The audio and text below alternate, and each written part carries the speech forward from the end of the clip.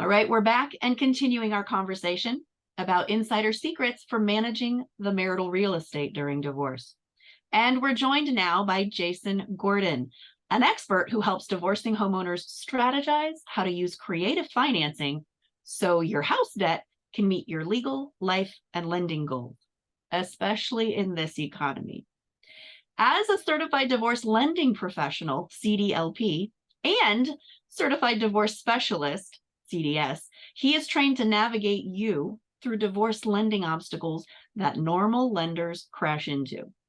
But Jason is also the nation's only quadruple threat, a CDLP, CDS, CDRE, and RCSD, a real estate collaborative specialist in divorce. So trust me when I say he's the expert of experts. Welcome, Jason. Thank you very much, Jenna. Well, you know, your website says it all, divorceloanpro.com. What does a divorce lending professional do differently than a generic mortgage lender? It's a great question. So first and foremost, I help all types of borrowers, whether they're buying a home or refinancing, regardless of marital status. But then when you add the element of divorce into the equation, you'll find that the guidelines for approval, we call these underwriting guidelines, whether it's through Fannie Mae, Freddie Mac, HUD, or a few other sources, it's very nuanced when it comes to divorce. And you'll find as we talk a bit more today, that some of the assumptions we would make as consumers about what lenders and banks should or should not care about might not be in alignment with what the banks and lenders actually care about. So having a specialized training and being able to be brought in as early as possible in the divorce process, usually by attorneys in that discovery process where you're just kind of discovering the financial situation of the divorcing parties, what their goals are. And if the goal of at least one of the spouses is to retain the marital home, getting me involved early to help ascertain if that spouse can buy out the exiting spouse and knowing if that's even a possibility is critical so that future negotiations during the divorce process can be in alignment with what is real in terms of what can actually be performed by the divorcing parties. You know, that's a big piece. And as the lawyer who sits across that settlement table, trying to help the family decide what's happening to the family home, it's oftentimes quite a rude awakening when somebody says, no, I plan to keep the home, and they don't qualify. Because that was a home that was qualified on 2 incomes. Now there's just one. And in this economy with this interest rate, it's not easy for one to afford the house to begin with, but that's got to be an added challenge for you. Yeah, people tend to like me a lot more as a mortgage professional when rates are low. And it's something I've had to just kind of embrace. And as we're talking now, there's been a pretty substantial spike in mortgage rates, and we're not really sure if it's going to stop anytime soon. And the higher the rate, the higher the payment, the more that just kind of worsens the math in the entire process. So how do you overcome that? Because, I mean, every lender is going to cringe at the higher interest rates, the tougher hurdles to get over with this home transfer, home buy, home refinance. Yeah, I mean, to answer your first question, there's not always a solution in every situation as far as being able to do a loan. We're very creative, but in the end, it's math. And if the math gets too kind of out of whack with rates being too high, the accompanying payments being too high in relation to the income the borrower has, sometimes I have to deliver the news that you don't qualify for a loan. But if you think about it, if that's the case, and it's inevitable that you don't qualify, as you said, to take that existing mortgage that was in both names that took both incomes to qualify for and putting it into one person's name with just their income, plus usually a higher loan amount because that what we call in-spouse, the person staying in the home, is typically buying out the outspouse, the person moving out of the home. for typically about half the equity in the home. So if you think about it, that in-spouse is now taking a loan that took two people to qualify for, trying to qualify for it just by his or herself solely, and seeking a higher loan amount. And then, of course, you bring in the current rates that are higher now than maybe when they were during the pandemic, when rates were at historical lows. Sometimes the math just doesn't work out. But if I can help the parties know that, then maybe they both cooperate with the sale of the marital home, pay off the existing debt, each walk away with their net proceeds or their profits, and then maybe look to get a different size home with the realistic numbers that are in play at that time. So there's still value, even if I end up saying you can't qualify, or maybe you do qualify, but the payment's not something you really want to pay. Mm. And that helps to inform that negotiation, because if somebody really is clinging to something that you just can't keep, it's helpful to know that early on so you can just let go and move forward. That's key. Yeah. And from a human standpoint, I understand and I respect that marital home may have a lot of intrinsic benefits and just the perception, the stability. This is our home. It's where memories have occurred. I know the neighbors, our kids are in this school district. I don't want to move them. I absolutely understand and respect that. But in the end, lending is about math, and the math doesn't always work. But if it does, and if there's a way to make it work, we're certainly going to explore every option. But just to put it out there, there's no magic bank that's going to lend to everyone, and there's no way to just take rates if they're, say, in the 6s, 7s, or 8s and just magically make them be in the 2s, 3s, and 4s. The economy is much bigger than any of us lenders, and we have to just realize that what's going on in the economy dictates options on an ongoing basis. Because our audience of dads seems to feel this pinch a little bit more lately, oftentimes their salary was the tipping point that qualified for the home. They were the greater breadwinner. They had more of a sweat equity investment in the home from doing repairs and upgrades themselves. Oftentimes they want to get more out of it, and they're challenged by their inability to refinance. So what do you suggest for dads in this situation, so that, maybe there's a tip or a tool that they could work forward with?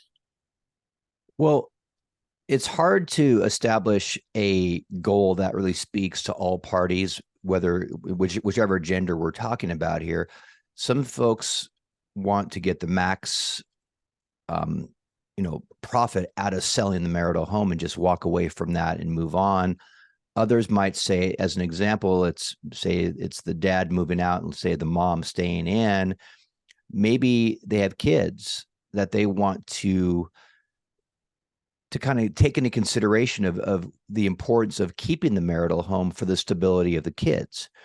You could have someone who's in high school in these very pivotal years and doesn't want to move, away from all their friends, or maybe a child with special needs.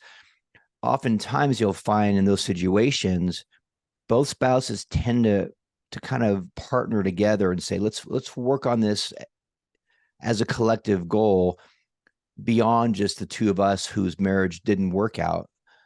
And let's look after the other parties involved. And again, and if that's a situation, sometimes you'll find that, if the husband is the outspouse, the one moving out of the home, and the wife is the in-spouse, the one staying in the home, and they do have those dynamics in play, maybe at that point, we look at the math and we start determining how much he is going to pay her in support payments, if that's who's paying whom, and if support is on the table. Maybe he calibrates how much he's paying her in order to make sure that she has enough to qualify for the loan to keep that home and keep the kids in the home. So it really is a lot of different variables connected, but it all starts really with the math on our end from lending standpoints. And of course, on your end, as someone who's helping the spouses kind of move on from each other legally, those dynamics, personality, the emotion, the trauma sometimes of divorce, and all the different variables with kids and the economy and whatever it may be, makes each divorce case just so unique that it takes professionals who understand what they're doing, who are trained properly, who have the human aspects to care enough to really look at solutions to make all parties whole when all the smoke clears. Maybe then the numbers start to work. I always start with really three different variables, whether or not divorce is even in play. Number one is, what are my clients' goals, right? So in this case, maybe I want to pay off the existing loan and pull out this much money to make my out spouse whole. Okay, that's number one. What are the goals? Number two, how does my client look on paper, right? Credit, income, equity, different things like that. And then number three, what are the guidelines for all the loans that I have access to? And if metaphorically you have to fit inside of a box to be approved, does my client fit inside any of these boxes? And if so, and say it's multiple boxes they fit in, which one has the best terms as far as rates and fees? But what you'll find, and going back to that box metaphor, is you might have every part of your torso in the box except for your right arm, and then you push the right arm in and the left leg pops out. So it really is holistically taking in all the considerations. And I really encourage anyone out there who wants to borrow money, be forthcoming with your mortgage professional, because we're going to find this out anyway in our due diligence. The more we can work as a team to make sure all this information is conveyed upfront correctly and accurately and honestly, the more you'll find someone like me to be, more in line with serving you.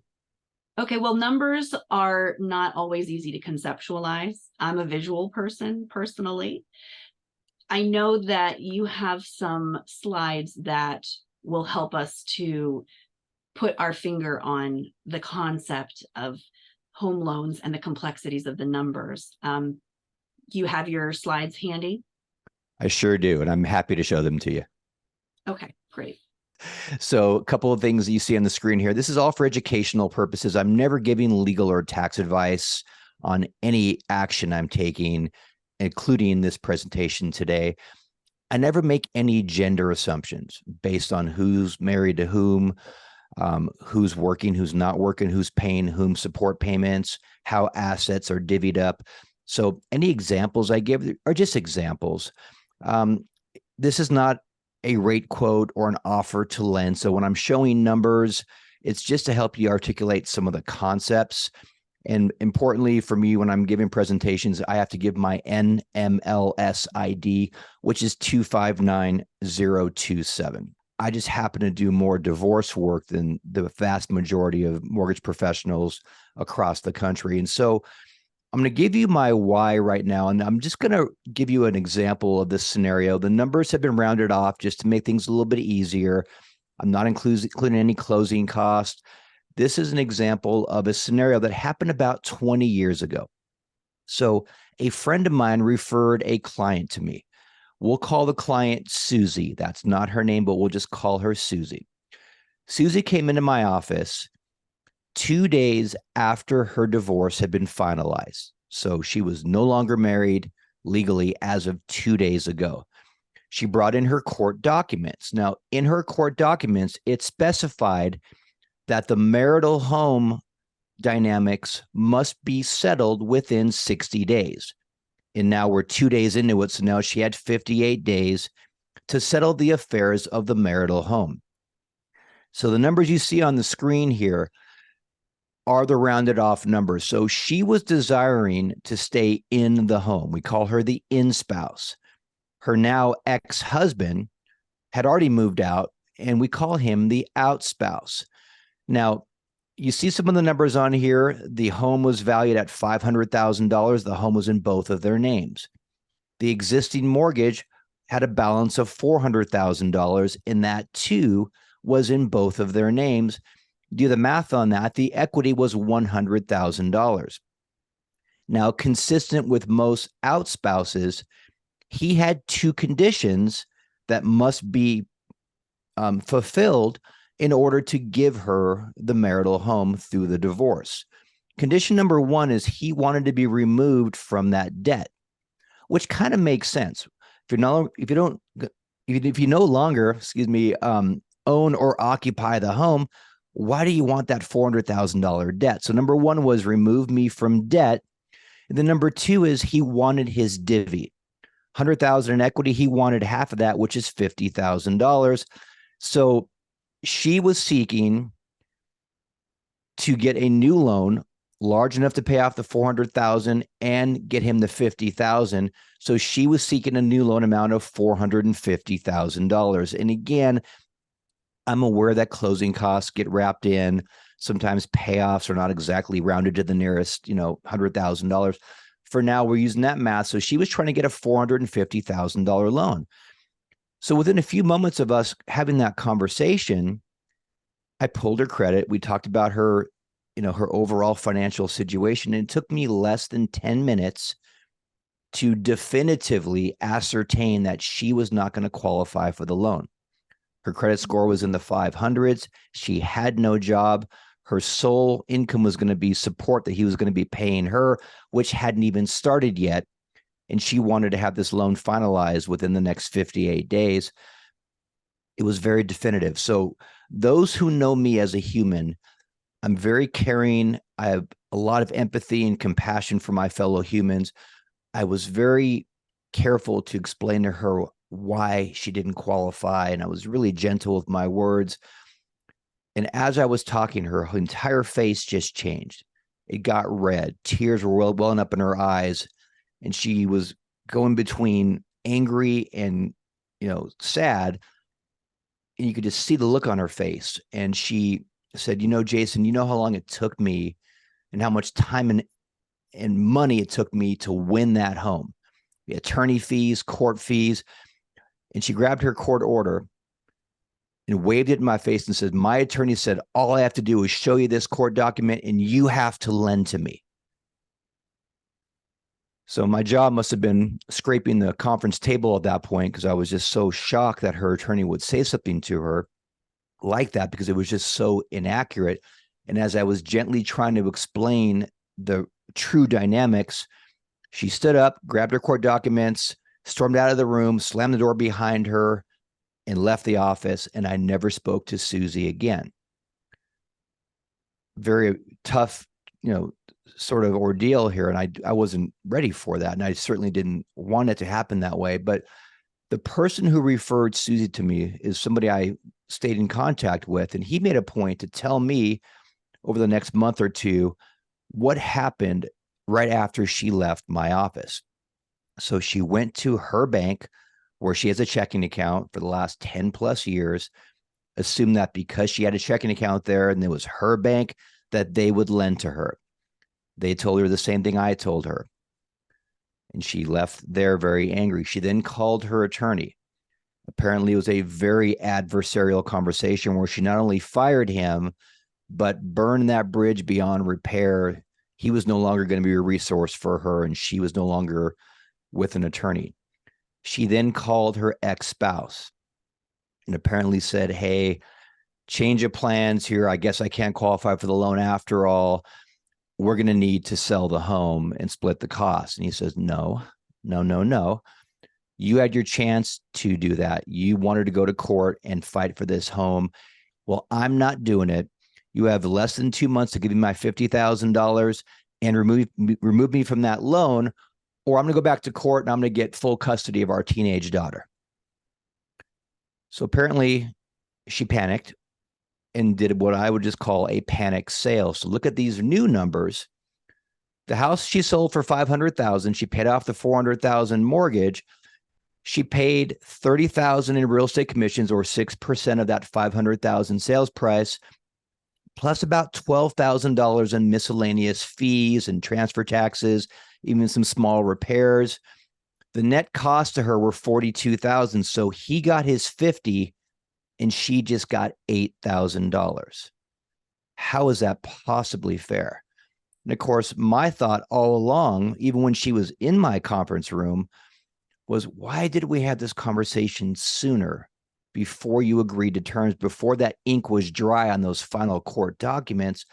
I could have had so much value to you had I just told you what you could or couldn't do. And to put that into numbers here, had we had that conversation, had she been proactive before going down that path and making it final, those $42,000 could have been split between the two of them, they each would have walked with $29,000.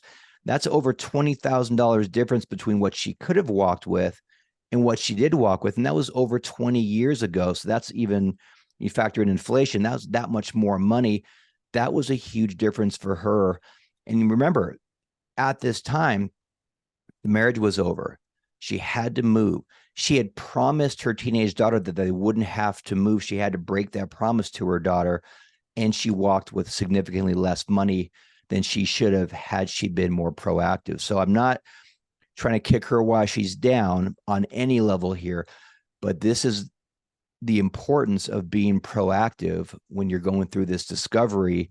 Make sure you know what you can or cannot do before you petition the courts, because the judges don't typically want to reopen a case and have a do-over, not to mention the attorney fees. And it would just be, it behooves folks to get this information understood early.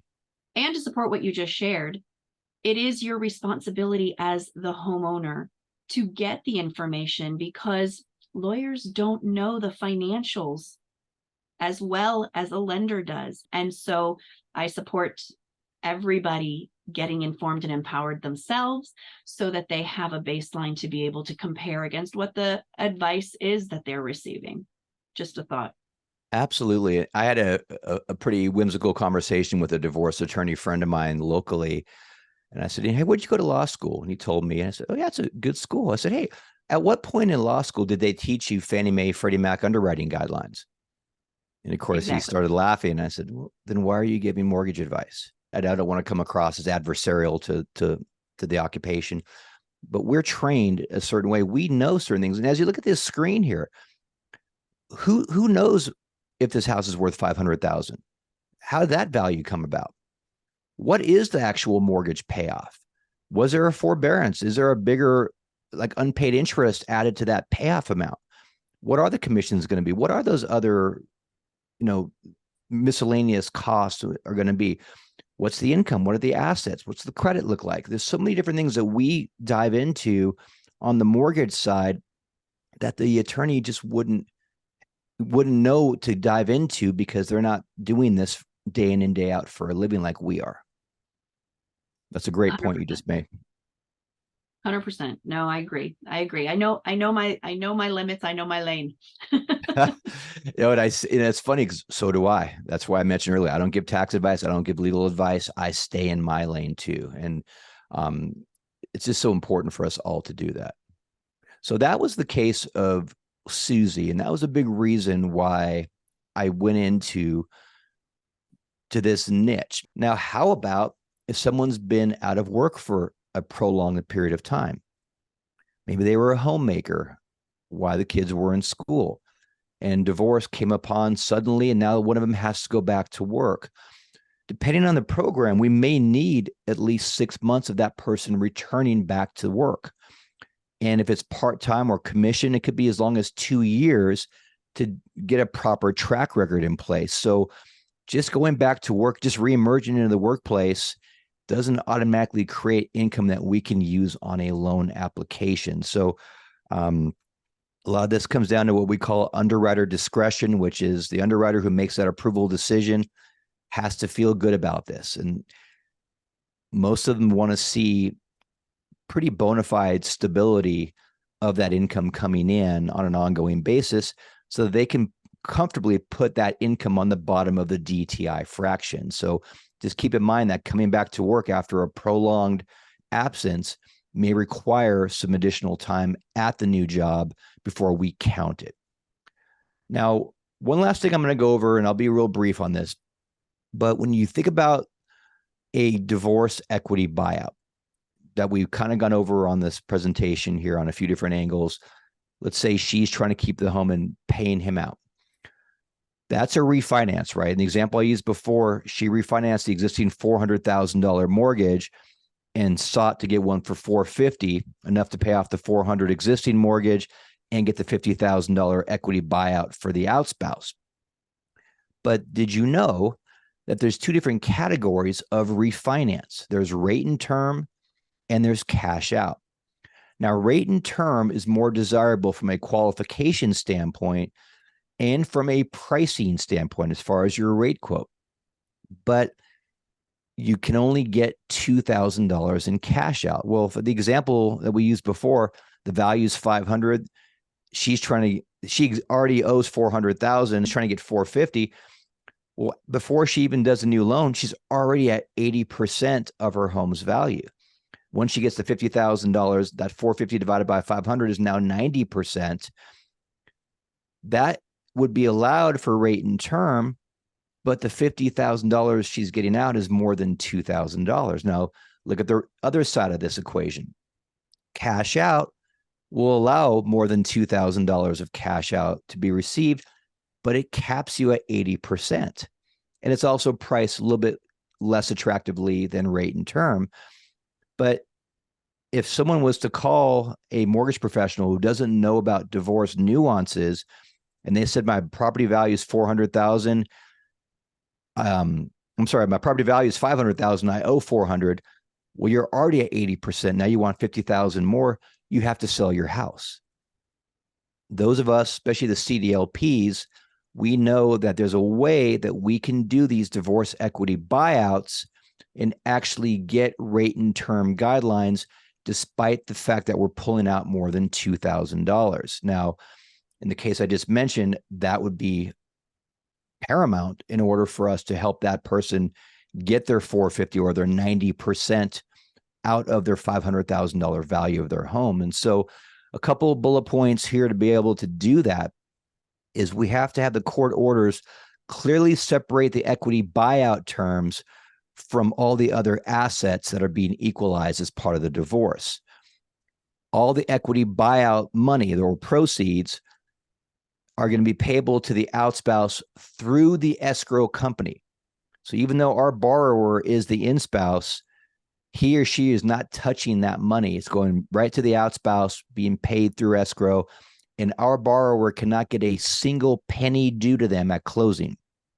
So oftentimes you get a couple of dollars of cash back when you do a refinance, or maybe you want to pay off a couple of debts while you're at it. You cannot do that if you want to call this rate and term. Now, even if all three of those bullet points are met, our borrower must have been on title, the ownership of the home, for the most recent 12 consecutive months. Otherwise, it's automatically cash out, even if those above three bullet points are present. So you can kind of see where getting me involved early is huge from a planning standpoint. There's many other things I'm not going to go into right now, and I'm going to end in just a moment here.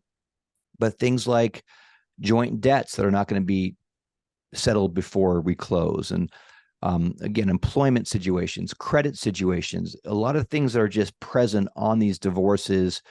Even the impound account, when you pay off the existing loan, that $400,000 loan, an old lender gets paid off in full by new lender. Old lender is going to refund to you whatever money they're holding in their impound account. Guess who that check's payable to?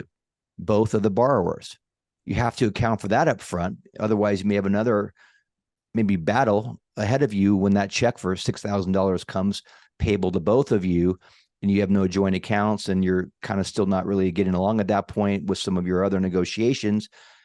You want to plan for that moment as well, because that old lender is going to just refund all the money to whoever their borrower or borrowers are at that time. So a lot of nuances are in place.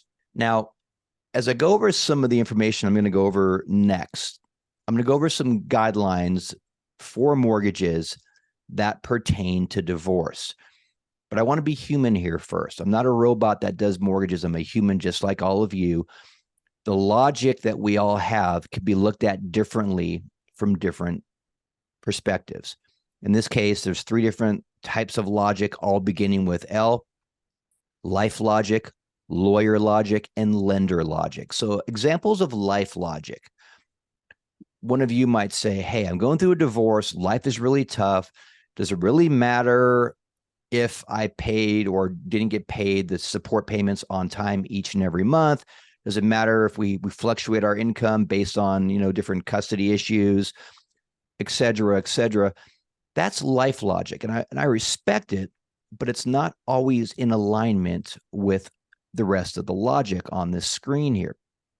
You may have lawyer logic, where the attorneys say, hey, lender, We hashed out a deal in our conference room and you have to honor it. It's not always the case. And then lender logic, and I'm not trying to be silly here, but the golden rule of lending is those with the gold make the rules. In this case, I'm not talking about gold. I'm talking about money. Lenders have the money and they get to dictate who they're going to lend to. Now, going back to the attorneys for a moment and just the courts in general, the orders of the court do not trump the lending laws or guidelines. So they can't just come in and tell us what credit score we have to use because they hashed out a deal. The courts cannot force a bank to lend to someone. So we have our guidelines, which I'll go over in a moment, but courts can't just override those guidelines and force us to give somebody a loan. The courts cannot force a bank to remove someone from an existing loan. Okay, that's a contract, and the courts cannot breach existing contracts or dictate the business practices on how we operate. And I say that respectfully, but that's not a dynamic that is realistic. Now, this sounds harsh, but a pending divorce is a pending lawsuit.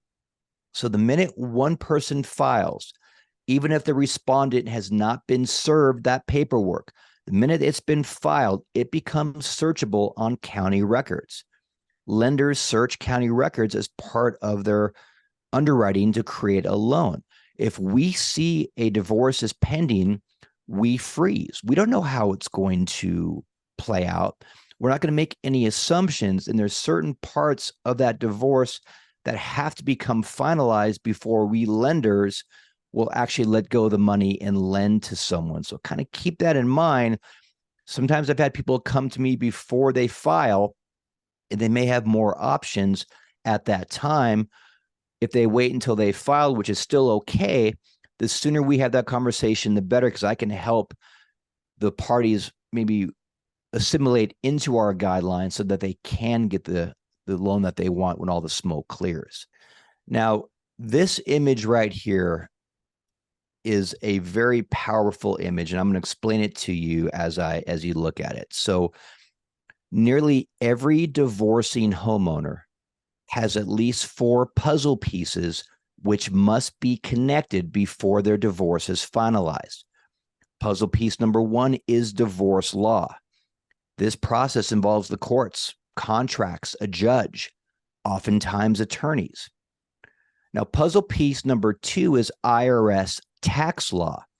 There may be significant tax implications for selling real estate, receiving alimony, liquidating retirement accounts. Now, the fact that I refer to this population as divorcing homeowners implies that real estate is involved, which is puzzle piece number 3. And where there's real estate, there are typically questions about mortgage financing, which is puzzle piece number 4. Now, here's where the problem exists. If you look carefully at this image, these pieces are meant to fit together, but they're not actually connected. This is symbolic. The reason they're not yet connected is typically due to the behavior protocols of the 4 professionals involved. In this case, divorce attorney, CPA, real estate agent, and mortgage lender. These professionals typically do not collaborate on a meaningful level, if at all, during the divorce process. Now, this deficiency in communication shifts the burden of connecting these pieces directly to the divorcing homeowner, who is typically not an expert on any one of these pieces, much less all 4. And let's not forget, from a human side, this person's going through an emotionally traumatic process.